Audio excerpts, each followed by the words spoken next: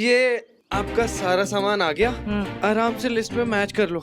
और मुझे बहुत थकान हो रही है, बहुत मेहनत करा दी आज आपने। वो क्या है ना, जब टीवी बंद पड़ जाता है ना तो उसे ऐसे ऐसे करना पड़ता है, तब वो चालू होता है। तो मन तो यही कर रहा है कि तुझे ऐसे ऐसे करो। माँ, मेरा काम ना बातों से ही हो जाता है, मुझे लातों की नौबत ही नहीं आती। और अब मैं थोड़ा सो जाऊं। कितना काम कराया आपने मुझसे आज, कितना थक गया हूँ मैं। इधर आ, ये बॉल है ना, तेरे ऐसे कर दूंगी और लगाऊंगी। बुलबुल, हाँ मासा मैं आ गई। इस बार आपको 3 तो क्या 2 बार भी आवाज नहीं लगानी पड़ी, पहली आवाज में ही मैं आ गई। अच्छी बात है। ये देखो सामान आ गया। माँ, बुलबुल भाभी को क्यों बुलाया? उनका इस सामान से क्या कनेक्शन है? इसकी आरती उतारने के लिए। हाँ। मुंह दिखाई की रस्म है और बुलबुल सारा खाना अपने हाथों से ही बनाएगी, बिना किसी मदद के। अच्छा बुलबुल, मैं जो बोलूंगी वो रट लोगी, या अगर कागज और पेन चाहिए तो वो लिख लो? रट लूंगी मैं। तो फिर अच्छे से रट लो। सूगरे का चूरमा, दाल बाटी,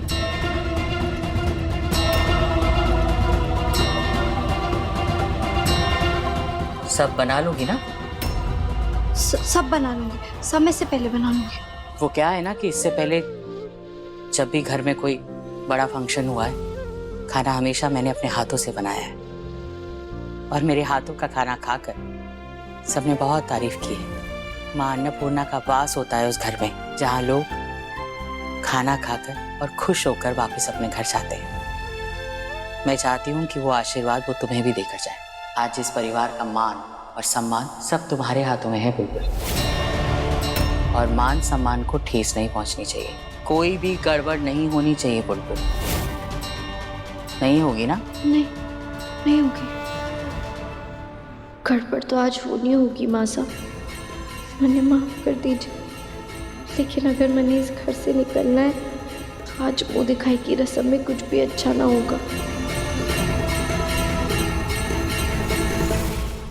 क्या हुआ, बना लोगी ना सब? मैं ये सोच रही थी कि मैं मीठे में क्या बनाऊं? रबड़ी, केसर वाली रबड़ी बना लो। केसर वाली रबड़ी बना लूंगी। अभी आ रही हो? श्योर आप ये सब बना लोगी? उसने कहा ना कि वो बना लेगी तो बना लेगी। और वैसे भी कोई भी उसकी मदद नहीं कर सकता, वो अकेले सब कुछ बनाएगी और अच्छे से बनाएगी। आप चिंता मत करिए मासा, मैं सब कुछ समय से पहले बनाकर रख दूंगी सामने आपके। ठीक है। अच्छा सुन, तू ना ये लेकर वहां जरा, मैं 1 सेकेंड। भाभी, आपको तो खाना बनाना ही नहीं आता। हाँ क्यों बोला माँ को? कैसे बनाओगे इतना सब कुछ?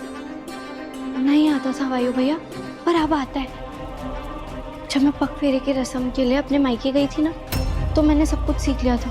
माँ ने भी सिखाया था और वो वीडियो होता है ना, वो देख के आ गया। तू इतना जल्दी कैसे सीख लिया? ये तो पॉसिबल ही नहीं।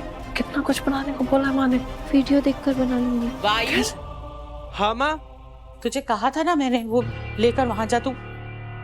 वो माँ, आज मैं ना एनर्जेटिक फील कर रहा हूँ, तो मैं सोच रहा था भाभी की थोड़ी हेल्प कर देता हूँ। मैंने तुझे कहा था ना कि बुलबुल को किसी की मदद की जरूरत नहीं है, वो सब काम अपने आप करेगी।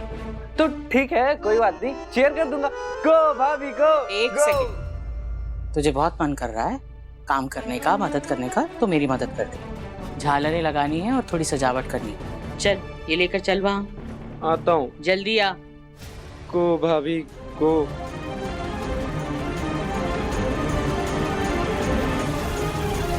वही तो करना है वायु भैया, को करना है अपने आप को इस घर से। अलादीन अधूरा बिना चिराग के जिन, बुलबुल धारा सासरे में आज आखिरी दिन। आज हमारे परिवार के पूरा होके खुश होने का पहला दिन है। बिल्कुल ठीक कह रहे हो पापा। आज फाइनली मुझे लग रहा है कि इस घर में खुशियां वापस आ गई। देख भाई, कोई माने कि न माने, मैं तो यही मानूं कि बुलबुल बिंदनी के कदम इस घर के लिए शुभ है। अब तू ही देख ले, 3 साल, पिछले 3 साल से थारी माँ कोमा में थी। हमने तो वापस आने की उम्मीद तक छोड़ दी थी, और अब देख बुलबुल बिंदनी बन के क्या आ गई घर में। बड़ी खुशियां लौटाई, हमारा परिवार पूरा हो गया। हमारा तो ये दावा है। कि जब तक बुलबुल बिंदनी इस घर में रहेगी हमारे घर की खुशियां कटे भी ना जा सके। पापा मैं मानता हूँ कि आप ठीक कह रहे हैं, लेकिन इतने समय के बाद आज घर में इतना बड़ा फंक्शन है। आप देख रहे हैं ना, माँ के लिए हर छोटी छोटी चीज कितनी जरूरी है। आई जस्ट होप कि बुलबुल आज कोई गलती ना करे।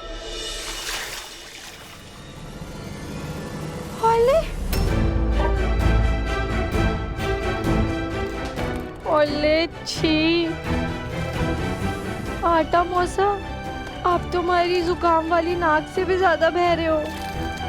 अब मैं क्या करूं?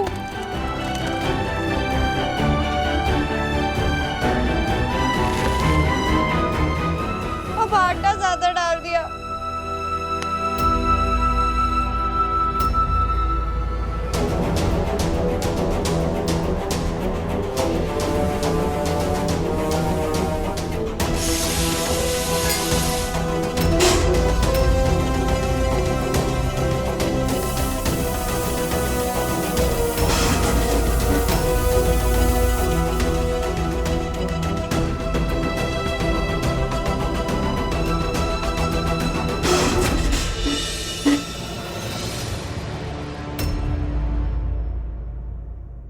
पहली बार बिना दिमाग लगाए सब कुछ वैसा ही हो रहा है जैसा हमारे को चाहिए था। ये खाना चक्कर मेहमान मारे को शगुन नहीं, ताने देंगे।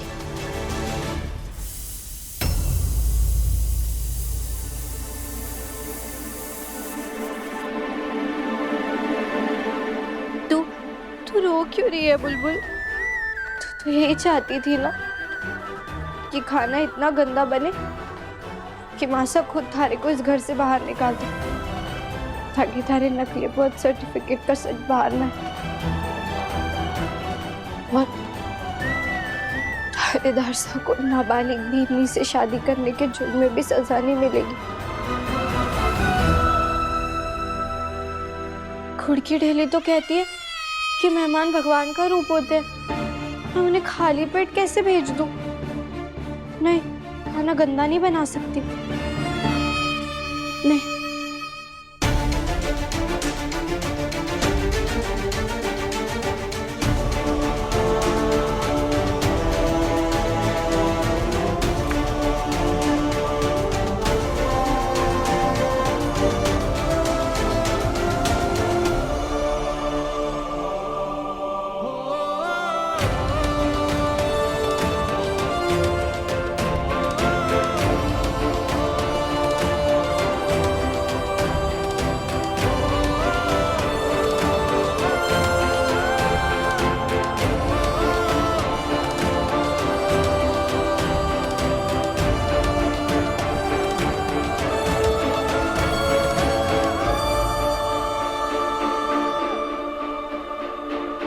अरे इसमें तो मेवे ही नहीं डाले।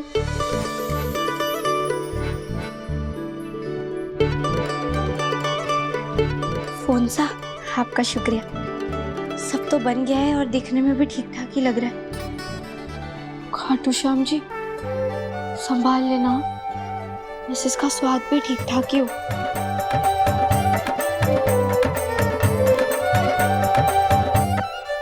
हमारी गुड़ की ढेली जितना स्वादिष्ट तो नहीं है, पर ठीक ठाक के बनाया तुमने।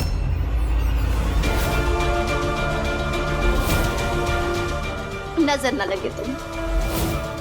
तू, मैं, थारे मन की आवाज। अरे तू मन्ने छोड़, तू पहले ये बता कि तू तो खराब खाना बनाने वाली थी ना, ताकि थारी सासू माँ थारे को खुद सासरे से निकाल दे। फिर तूने ये अच्छा खाना क्यों बनाया?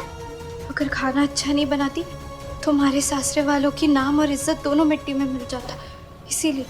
पर माँ ये कहती है मेहमान भगवान होते हैं। कभी तू थानेदार सा की भलाई के लिए उन्हें छोड़कर जाने का फैसला करती है, कभी अपने सासरे की इज्जत रखने चल पड़ती है। पति को सजा से बचाना ज्यादा जरूरी है ना। थारा नाबालिग होने का सच बाहर आते ही उनकी वर्दी उनसे छीन ली जाएगी, उन्हें जेल हो जाएगी। उसका क्या? हाँ, आगे कुआ पीछे खाए, ये कैसी मुसीबत आई। थानेदार सा की इज्जत तो हर तरीके से दांव पे लगी है। मैं क्या करूं? मैं कैसे बचाऊं उन्हें? खाना खराब बनने पर थारा नाम ज्यादा खराब होगा, ना कि थारे सासरे वालों का और थानेदार सा का। और ये बात तो लोग 2-3 दिन में भूल भी जाएंगे, लेकिन अगर तू इस घर से नहीं गई और थारे नाबालिग होने का सच अगर बाहर आ गया तो थानेदार सा की वर्दी पे लगा हुआ दाग कोई नहीं मिटा पाएगा। ना समाज भूलेगा और थानेदार सा तो अपने आप से नजरें भी नहीं मिला पाएंगे। उनका नाम, उनकी शान, उनकी इज्जत सब मिट्टी में मिल जाएगा थारी वजह से। और वो दाग ऐसा होगा कि तू नींबू सोडे से घिस कर भी उस दाग को कभी नहीं निकाल पाएगा। थानेदार सा तो अपनी वर्दी छीनने की बेइज्जती कभी बर्दाश्त नहीं कर पाएंगे थारी वजह से। नहीं, क्या करूं मैं फिर, क्या करूं मैं? ये हुई ना बात, जो काम तूने ये ठीक किया है ना, इसे खराब कर दे, फिर जो खराब काम है वो खुद ही ठीक हो जाएगा।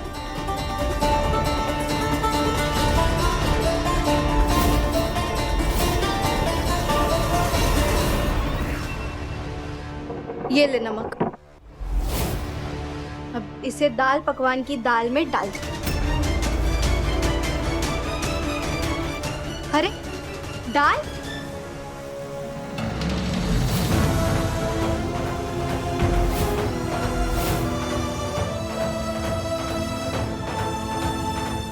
सोच मत डाल।